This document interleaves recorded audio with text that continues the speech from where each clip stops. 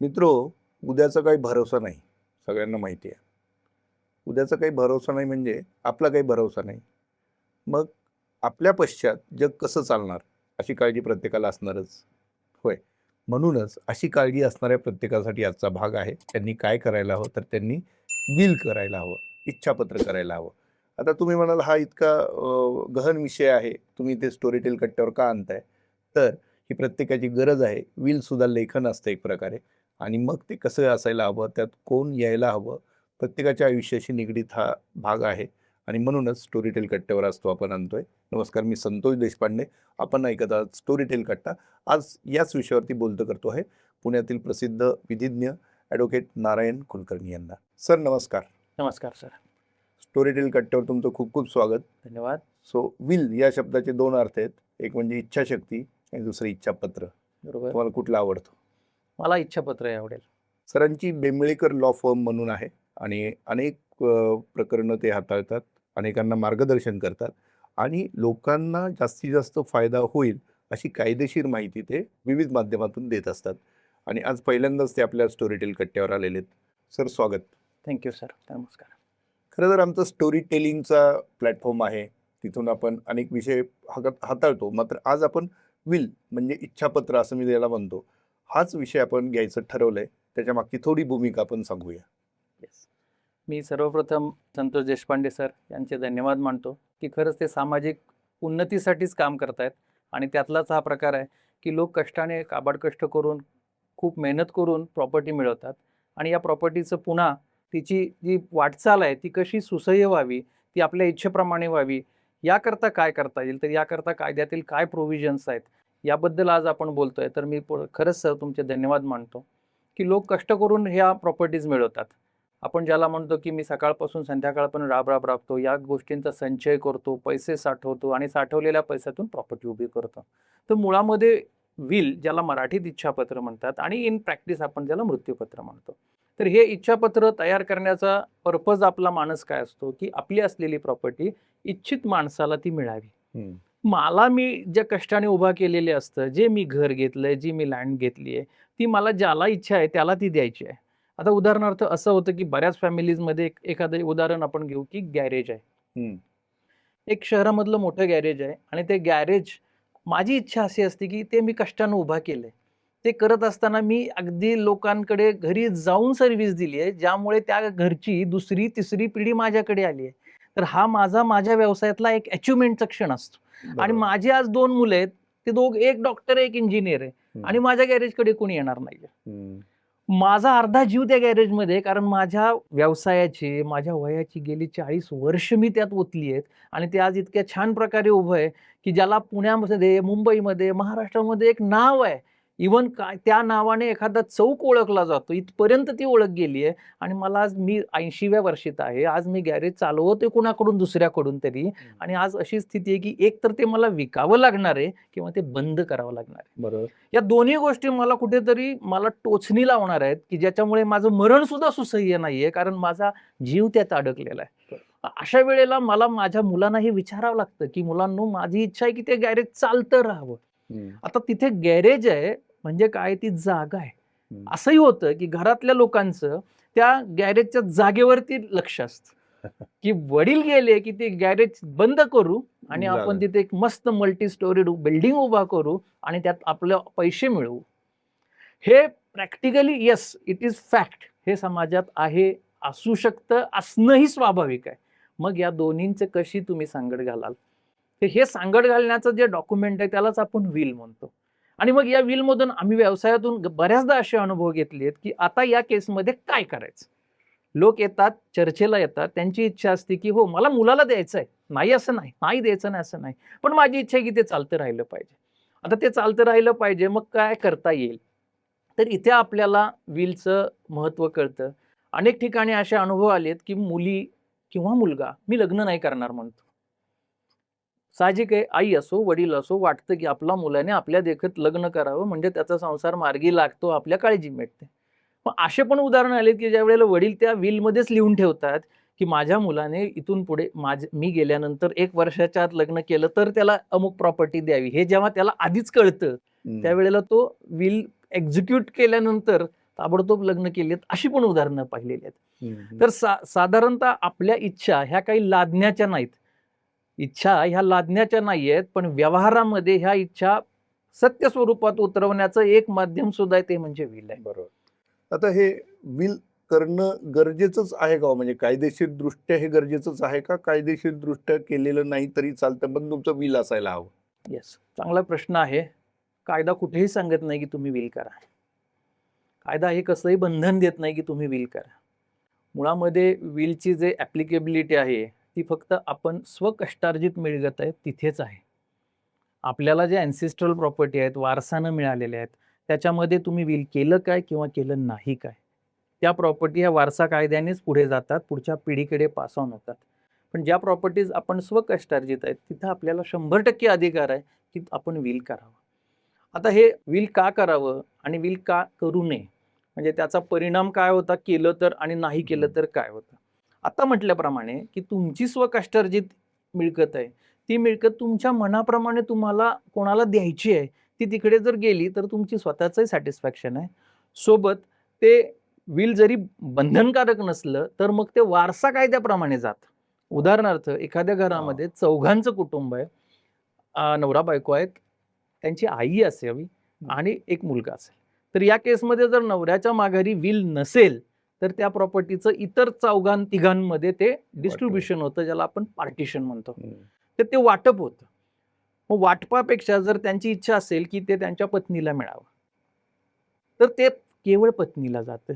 म्हणजेच काय, ह्या विलच्या माध्यमातून तुम्ही तुमच्यावर जे लोक अवलंबून आहेत, ज्यांची तुम्हाला साधारणतः आपल्या भारतीय संस्कृतीमध्ये आपल्याला असं काळजी असते की आपल्या माघारी आपल्या पुढच्या जनरेशनचं काय होईल, आपल्या पत्नीचं काय होईल, किंवा बऱ्याच ठिकाणी सर मुलं अगदी लहान असतात, मायनर चिल्ड्रन असतात, त्यांना काही ना काही आजार असतात किंवा ते हँडिकॅप असतात, ज्याला आपण दिव्यांग म्हणतो तशी असतात, किंवा ते डिपेंडंट असतात.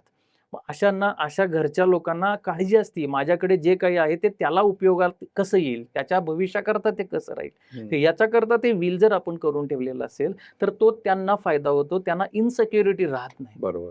हे तुम्ही खूप छान हा मुद्दा सांगितला. कारण जर विल नसेल तर ऑटोमॅटिक मग वारसा कायद्यानुसार पुढच्या गोष्टी त्याचं घडतात. पार्टिशन होणार. बरोबर. आता विल कोणी करायला पाहिजे? म्हणजे ज्येष्ठ वयाचीच वाट बघायची त्यासाठी, का कुठल्याही वयात विल करणं श्रेयस्कर असतं? काय असतं? विल करण्यासाठी 18 वर्षाच्या नंतरचा माणूस हा इलिजिबल आहे. तो स्त्री असेल, पुरुष असेल. विल करण्यासाठी असं प्रिस्क्राईब वय कुठलंही नाही. हा ज्याच्या त्याच्या मनाचा विषयही असू शकतो. सोबत तुमची मानसिक, शारीरिक प्रकृती कशी आहे.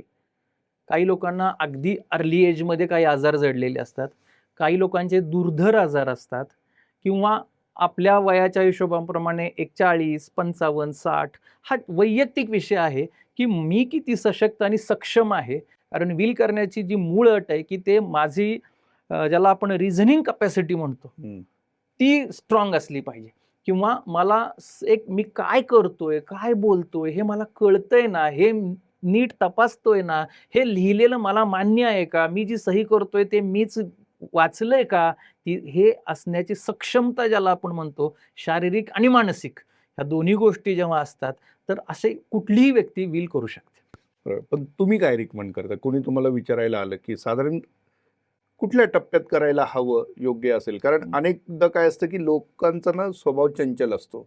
मला आज वाटतंय ना मी ह्याच्यासाठी काही करावं, कदाचित मला उद्या आणखी दुसरं काहीतरी वाटू शकतं. हो. मग त्या केसमध्ये काय करायचं? मी तुमच्या या एका प्रश्नाचे 2 करतो.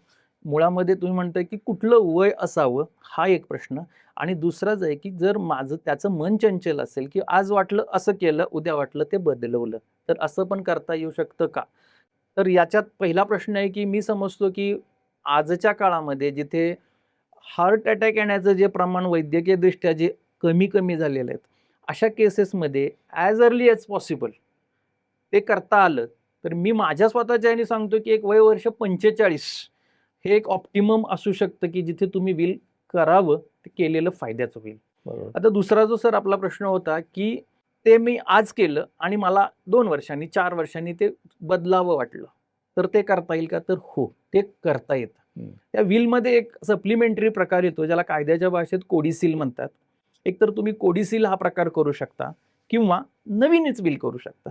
त्यामुळे बऱ्याचदा तुम्ही पण वाचण्यात, लोकांच्याही वाचण्यात येतं की हे माझं शेवटचं विल समजण्यात यावं. यापूर्वीचे जे काही माझे विल केले ते या विलनी मी कॅन्सल केलेत असं जाहीर समजावं. अशा प्रकारचे एक कॉमन 2-3 लाईन ह्या दिसतात. तर त्या दिसण्याचं कारण हेच आहे की तुम्ही तुमचं विल कितीही वेळा बदलू शकता, ते नव्याने करू शकता किंवा मूळच्या विलला एक सप्लिमेंटल म्हणून पण देऊ शकता.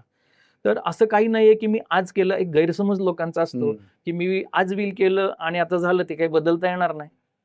तर असं काही नाही. तर ते बदलता येतं. आपण अनेक खटले किंवा प्रकरणं अशी पाहिलेली आहेत, किंबहुना त्यावर चित्रपट देखील आलेले आहेत, की 2 पार्टी भांडतायत, की हे म्हणतंय माझ्याकडे खरं विल आहे, यांच्याकडे दुसरी पार्टी म्हणते माझ्याकडे खरं विल आहे. नेमकं हे काय गोंधळ असतो? हे ह्याच्यातनंच उद्भवलेला असतो किंवा काय? हो. आता याच्यात माझ्या अनुभवाप्रमाणे ना, या परिस्थितीचं जे कनेक्शन जातं ते त्या प्रोव्हिजनकडे जातं, जिथे विल हे कंपल्सरीली रजिस्ट्रेबल केलेलं नाहीये. हां. या अशा गोष्टी या तिथेच येतात जिथे विल हे रजिस्टर्ड नसतं. रजिस्टर्ड विल असलं की त्याला ती ऑथेंटिसिटी मिळते. रजिस्टर ऑफिसमध्ये तुम्हाला त्या विल संदर्भातले डॉक्युमेंट्स मिळू शकतात, जे कोर्ट मागू शकतं, सर्टिफाईड कॉपी ज्याला आपण म्हणतो, आणि तिथे उहापोह होतो की हां, हे रजिस्टर्ड झाले. इन द सेन्स ते करत असताना इतर 4 लोकांनी ते तिथे उपस्थित होते आणि त्या लोकांच्या उपस्थिती तिथे रजिस्टर झालेली असते. आता आपला जो प्रश्न येतो हा मूळतः जे अनरजिस्टर्ड विल आहेत तिकडेच येतात. मग तिथे काय बघितलं पाहिजे?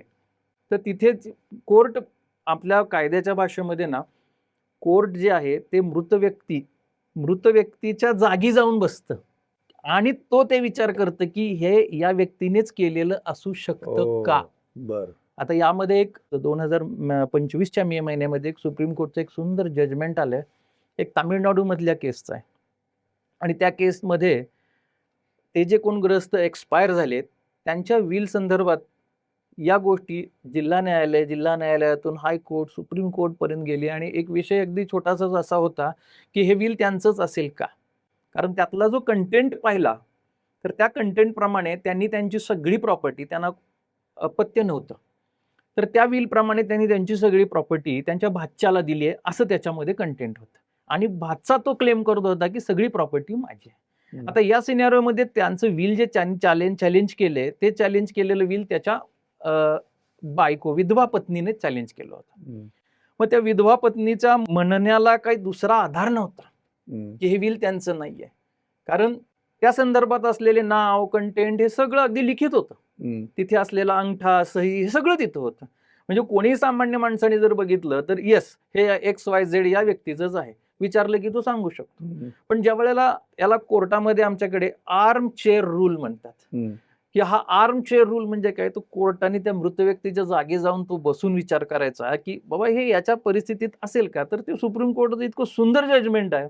त्या जजमेंटमध्ये कोर्टाने या दोन्ही पार्टीजनी खालच्या कोर्टांमध्ये जे काही पुरावे दिलेत, जो काही कंटेंट आहे तो सगळा शांतपणे नीट वाचला, त्याचे वेगवेगळे बिंदू जुळवले आणि त्यातून त्या माणसाची लाईफस्टाईल काय होती इथपर्यंत कोर्ट गेलं. त्या व्यक्ती किती दिवस आजारी होती, ती व्यक्ती बेड रिडन होती, ती बेड रिडन असताना त्याची काळजी त्या पत्नीनेच घेतलेली आहे. त्या भाच्याचं म्हणणं होतं कंटेंटमध्ये की ते विल माझं आहे आणि या विधवा पत्नीने याची अजिबात काळजी घेतलेली नाहीये, त्यामुळे जे काही काळजी घेतली ती मीच घेतली आणि म्हणून हे विल करेक्ट आहे, ते मला मिळालेलं आहे. पण कोर्टने तिथे ऑब्झर्व केलं की शेवटचे जे उत्तर क्रिया आहेत तिकडे ती आली नाही, तिकडे ती आलीच नाही आणि इथपर्यंत ती त्याचा नवऱ्याचा द्वेष करायची आणि म्हणून सुद्धा बघा कोर्ट साहेब किती इलिजिबल होऊ शकत नाही असं ते म्हणतो तो.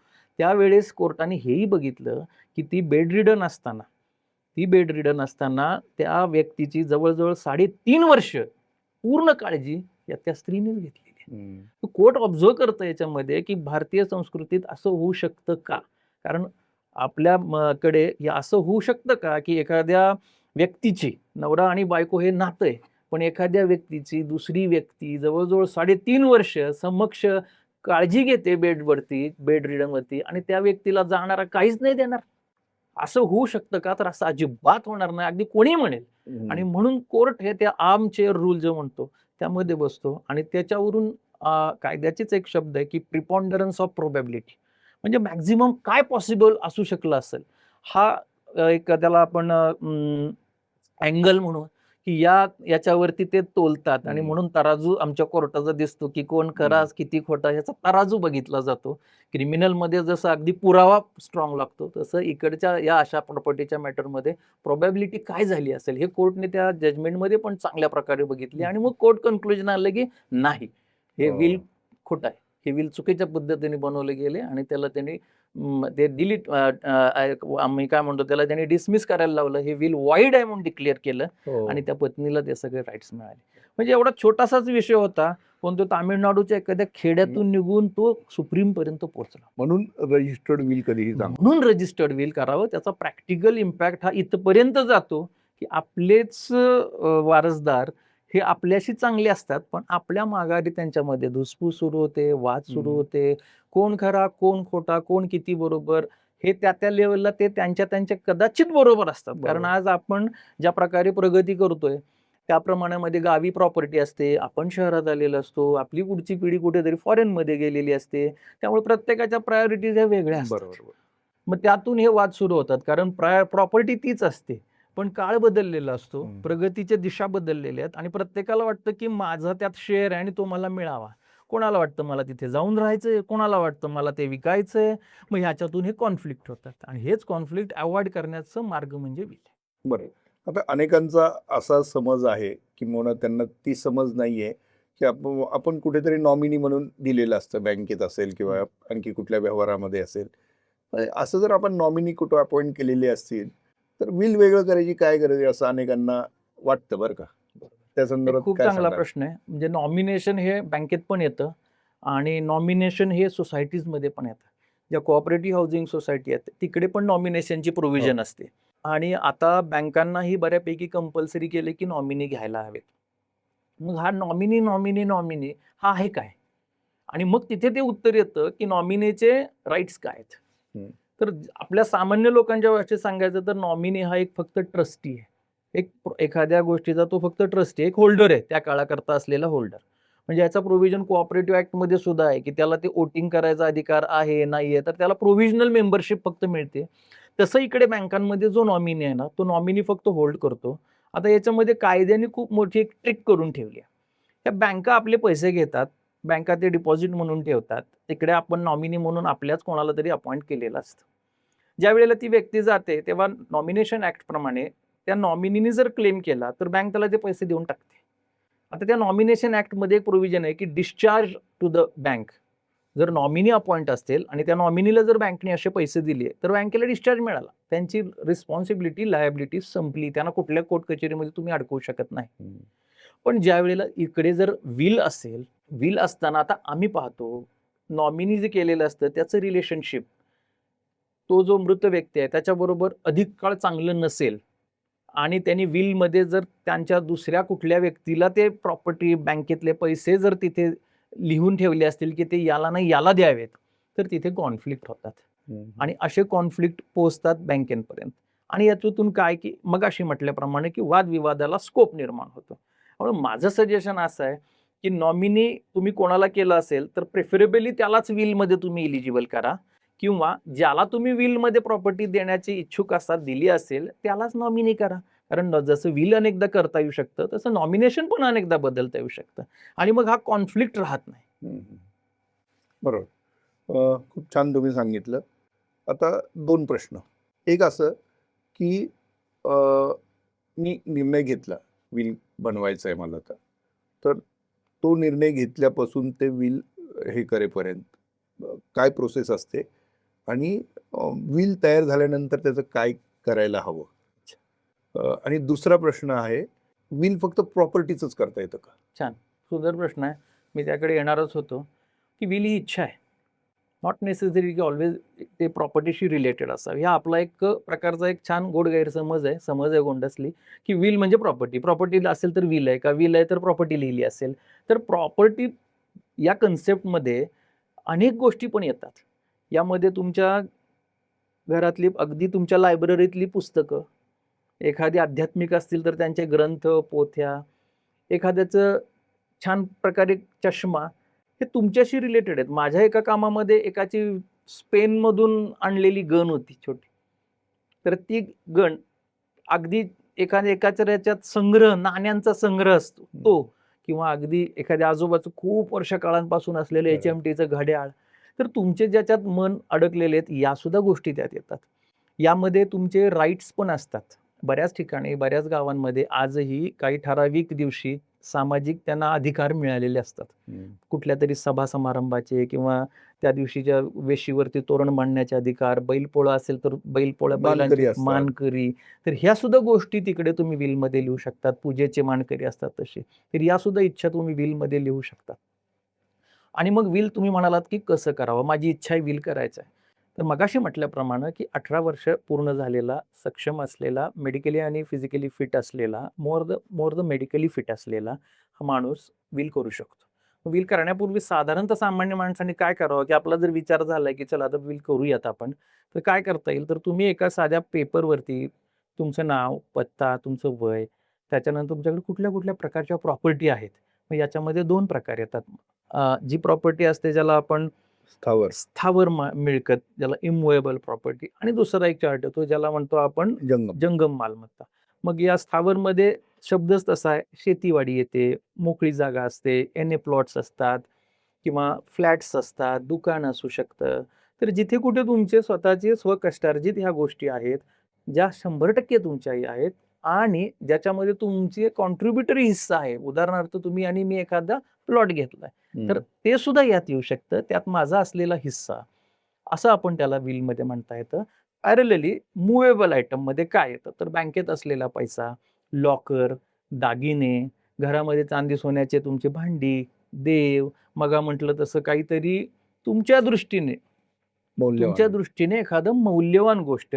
बऱ्याच सासवान सुनांमध्ये असतं की आजी सासूपासून चालत आलेलं बांगडी असते, किंवा एखादा चष्मा असतो आणि नथ असते. मग ती तशीच पिढ्यानपिढ्या चालत आलेली असते. तर अशाही गोष्टी आहेत.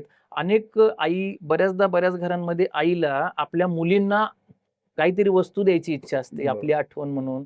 तर याही गोष्टी तर ह्या मुव्हेबल्समध्ये येतात. आणखीन काय येतं, तर शेअर्स येतात.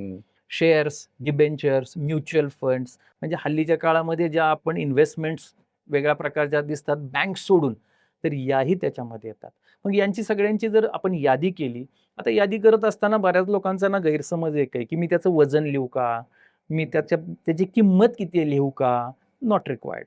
मी त्याचा सर्वे नंबर लिहू का, अगदी सर्वे नंबर, एरिया, हे पण इतकं खोलात जायची गरज नाहीये. हा, तुम्ही फ्लॅट नंबर लिहावा लागेल, सोसायटीचं नाव लिहावे लागेल, त्यानंतर ती कुठे लोकेटेड आहे, कुठल्या गावात आहे ते लिहावं लागेल. अगदी डिस्क्रिप्शन स्क्वेअर फूट एवढा आहे जसं आपल्या ॲग्रीमेंटमध्ये असतं त्याची गरज नाही. तसंच दागिन्यांचं वजन तुम्हाला माहिती असेल तर जरूर लिहा, पण लिहावंच असं काही नाहीये. त्याच्यानंतर त्याची किंमत तर अजिबात नाही. म्युच्युअल फंडाच्या लोकांचा असा गैरसमज आहे की आज किती व्हॅल्यू आहे, मग फंडाकडे जा, कॅल्क्युलेट करून आण, बँकेत जा, एफडीची व्हॅल्यू करून आण. काही गरज नाही. आम्हाला आवश्यकता काय आहे की bank, branch, account number, FD number, एवढं पुरेसं आहे. बँकेतलं लॉकर नंबर तुमच्याकडे असेल द्या, नसेल तर बँक, ब्रँच इथं असलेलं लॉकर. तसंच ते जे वेगवेगळे फंड हाऊस आहेत त्यांचे फोलिओ नंबर येतात, तर तो फक्त फोलिओ नंबर. उद्देश एवढाच की आयडेंटिफिकेशन झालं पाहिजे. आणि या यादी केल्यानंतर मग आपली एक ऑटोबायोग्राफी टाईप तुम्ही त्याच्यात टाकू शकता. कारण विलला कुठेही बंधन नाही की ते 1 पानाचं करावं, 2 पानाचं करावं, का 1000 पानांचं करावं. मग तिथे तुम्ही ऑटोबायोग्राफी पण आपली लिहू शकता की तुम्ही हे जन्म कुठला आहे, तुम्ही कुठे शिक्षण घेतलं, तुम्ही तुमच्या आयुष्यामध्ये उभं राहताना काय त्रास घेतलाय, कारण हे कुठेतरी विल वाचलं जाणार आहे. किमान त्याचा जो बेनिफिशियरी आम्ही ज्याला म्हणतो, लाभार्थी आहे, तो वाचतो ना. कुठेतरी त्याला लक्षात येतं की आपल्या वडिलांनी हे उभा करण्यासाठी काय कष्ट घेतलेले आहेत, आणि मग त्याच्यातून या उभ्या राहिलेल्या प्रॉपर्टी कशा वापराव्यात आपण, हे एक नैतिक बंधन त्यामध्ये येतं. किंवा त्या मुलाच्या मुलांना हे कळतं की आपल्या आजोबांनी हे सगळं उभं करताना काय घेतलं. एक ऑटोबायोग्राफी टाईप याच्यामध्ये आम्ही लिहू शकतो आपण. त्याला बंधन नाहीये की किती नाही लिहायचं, काय नाही लिहायचं. एकच छोटं सजेशन असं आहे की शक्यतो त्याच्यात सकारात्मक गोष्टी लिहा, पॉझिटिव्ह लिहा. कोणाबद्दलचा राग आहे, रोष आहे, या गोष्टी शक्यतो नको. आठवणी चांगल्या राहाव्यात. ऍसेट लिहा, लायबिलिटीज नका. लायबिलिटी, हा. आणि अशा प्रकारचे तर अजिबात लिहू नकात की जे वाचण्याने कोणालाही वाईट वाटेल, त्या व्यक्तीला असो, कोणाला असो. कारण अशा गोष्टी तुम्ही लिहित पॉझिटिव्ह गोष्टी त्यात लिहिल्यात, मग त्यातून त्या प्रॉपर्टी कशा उभ्या राहिल्या आणि मग त्याबद्दल तुमचे त्याच्यामध्ये मी म्हणेन की ज्याच्याबद्दल तुम्हाला काही थँक्स गिव्हिंग म्हणतो, हे पण त्याच्यामध्ये लिहा. आणि हे लिहित लिहित आपण येतो की कोणाला काय द्यावं, हा जो आपला प्रकार येतो की कुठली प्रॉपर्टी कोणाला द्यावी.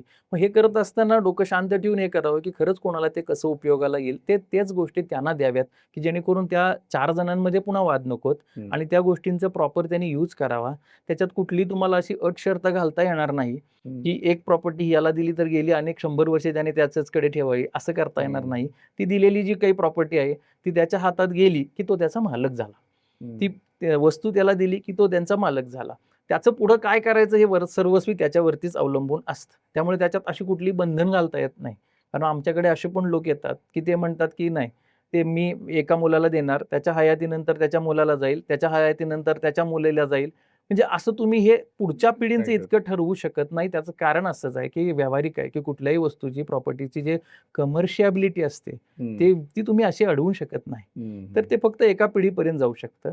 आणखीन एक आहे की याला विलमध्ये तुम्ही कंडिशन घालू शकता का, तर घालू शकतो. मगाशी जी मी 1-2-3 उदाहरणं दिली तर ते कंडिशनल विल पण येतं. पण ह्या कंडिशन्स कशा आहेत तर त्या पूर्ण होण्यासारख्या असाव्यात. तर अशाच म्हणजे त्या इल्लीगल नाहीयेत किंवा अगदी पॉसिबिलिटीमध्ये कन्व्हर्ट करता येत नाहीत, अशा कंडिशन्स नसाव्यात. मग अशा कोणाला काय द्यायचं आहे हे तिथे लिहिल्यानंतर त्याच्या पुढचा भाग येतो की मेडिकल सर्टिफिकेट. याच्यामध्ये डॉक्टरांचं सर्टिफिकेट घ्यावं. आता हे सर्टिफिकेटचा प्रकार का आला तर मगाशी मी जे म्हटलं की तुम्ही कायद्याने किंवा तुमच्या मानसिक शारीरिकरीतीने सक्षम आहात हे तुम्ही ठरवताय, बरोबर. पण ज्या वेळेला हे विल वाचलं जाणार आहे, कारण आमच्याकडे कायद्यात असं पण म्हणतात की the will start speaking when person stop speaking. तो व्यक्ती मृत झाल्यानंतर हे डॉक्युमेंट काढल्यानंतर तुम्ही त्यावेळेस सक्षम होता का नाही ते कोण ठरवणार आहे. बरोबर. म्हणून एक डॉक्टरांचं सर्टिफिकेट घेतलं जातं. यात एक छोटं सजेशन असं देतो की लोकांना लक्षात येत नाही की डॉक्टर म्हणजे नेमकं कोणाचं सर्टिफिकेट घ्यावं. कारण कायद्यात असं काही म्हटलेलं नाहीये की तो MDच असावा, MBBS असावा, जनरल फिजिशियन नसावा की पॅथॉलॉजिस्ट असावा. कारण सगळीकडे डॉक्टर्स आहेत. काही वेळेला डोळ्यांचे डॉक्टर असतात, फक्त कानाचे डॉक्टर असतात, काही ENT स्पेशलिस्ट असतात, फक्त पोट. तर अशांचं घ्यावं का, तर एक सजेशन छोटं आहे की जनरली ते MBBS चालतात, ते डॉक्टर असावेत, MD मेडिसिन असावेत, ते कुठल्याही प्रकारचे असे स्पेशलिस्ट नसावेत, कुठून तरी डिप्लोमा असतील असे नसावेत.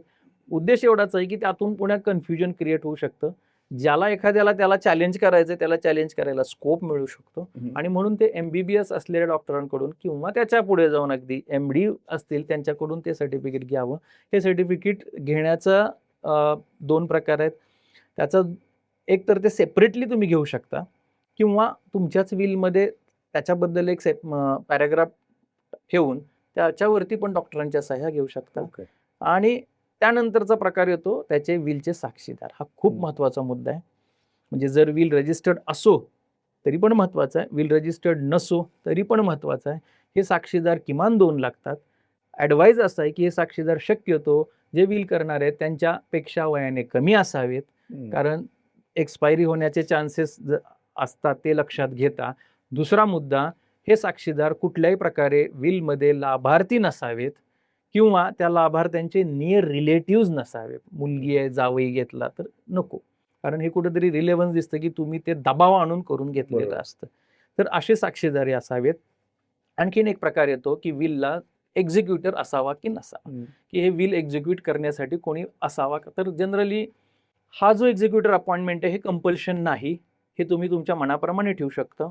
एक ठेवायचा का 2 ठेवायचा आहे तर दोन्ही ठेवू शकता. कारण माझ्या एका कामामध्ये बँकेचं काम होतं, तिथे 2 एक्झिक्युटर होते.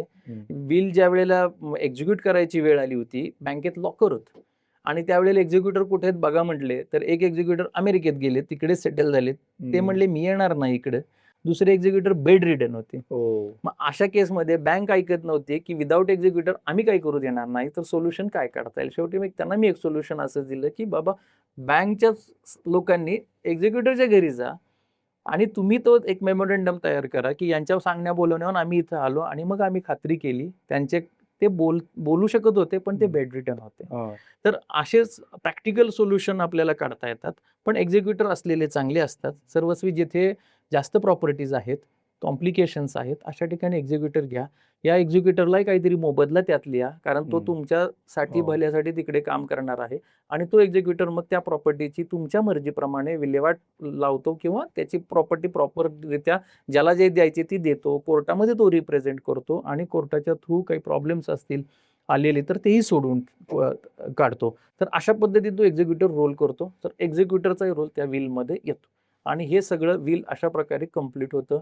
आणि तुम्ही जो म्हणलाय ते रजिस्ट्रेशन हे जरी मॅन्डेटरी नसलं तरी ते करावं, कारण registered will have some authentic value. आताचं एक लेटेस्ट जजमेंट सुप्रीम कोर्टचं आलंय ते तेच उहापोह करतंय की registered will is not mandatory, हम्म. पण व्यावहारिकरित्या ते असेल आपल्याला चांगलं. तर त्याची ऑथेंटिसिटी थोडी जास्त येते इतकंच. आणि ते आपल्या रजिस्ट्री ऑफिसलाच केलं जातं. रजिस्ट्रेशन ऑफिसला ते केलं जातं. ओके. आता हे तयार केलं आपण, त्यानंतर ते सांभाळायचं कोणी आणि कसं? आता याच्यामध्ये आता जो मी शब्द वापरला की एक्झिक्युटर, हा. तर जनरली ते विल त्या एक्झिक्युटरकडे ठेवलं जातं. त्याला आधी विचारलं जातं तुझं नाव मी लिहितोय, तुला चालेल का, त्याची कन्सेंट घेतली जाते आणि ते विल त्यांच्याकडे ठेवलं जातं. मग त्यांचा रोल पुढे चालू होतो. यामध्ये आणखीन सोय अशी आहे की बँकांच्या लॉकरमध्ये पण विल तुम्हाला ठेवता येतं. ओके. तिसरी गोष्ट आहे की काही संस्था आहेत ज्या एक्झिक्युशनचं काम करतात. बरं. तर अशा संस्थांना सुद्धा आपण आपलं विल त्यांच्याकडे ठेवू शकतो. फक्त एकच आहे की मी विल केलेलं आहे आणि ते अमुक माणसाकडे आहे, हे तुम्ही तुमच्या लाईफ टाईममध्ये कोणाला तरी सांगा. एका व्यक्तीला सांगण्याऐवजी 2, 3, 4 लोकांना सांगा, जे तुमच्या अगदी जवळचे आहेत, पहिल्या नात्यामधले आहेत त्या व्यक्तींना सांगा. म्हणजे आपल्या हयातीनंतर किमान ते लोक त्यांच्याशी संपर्क साधतील. मगाशी मी म्हटल्यासारखं 2 एक्झिक्युटर होते, एक अमेरिकेत होते आणि हो. दुसरे बेडरिडन. अशा केसमध्ये जरी त्या एक्झिक्युटरना माहिती आहे तरी ते पोहोचणं शक्य नव्हतं. तर अशी अडचणी येतात. म्हणून ते विल मी केलेलं आहे आणि ते कोणाकडे आहे, ते एक्झिक्युटर आहेत, असं त्यांना सांगा. मित्रांनो, खरं तर किती महत्त्वाचा विषय तुम्ही ऐकताना तुमच्या लक्षात आला असेल. आजचा नाही, उद्याचा विषय आहे, पण तो उद्या कुणाचाही आज असू शकतो. म्हणूनच हा अतिशय महत्त्वाचा संवाद सरांसोबत आपला झाला आणि खूप छान शब्दात अत्यंत साध्या पद्धतीने तुम्ही इतका गहन विषय सर सगळ्यांपुढे उलगडून दाखवलात. तुमचे खूप खूप आभार. तुम्हाला श्रोते हो, प्रेक्षक हो, हा एपिसोड कसा वाटला? तुमच्याही मनात काही प्रश्न समजा काही डोकावले, इथे जरूर लिहा, कमेंट करा. मी तुमच्या वतीने ते प्रश्न सरांना पुन्हा एकदा कधी विचारेन आणि त्याची उत्तरे घ्यायचा प्रयत्न करेन. धन्यवाद. धन्यवाद.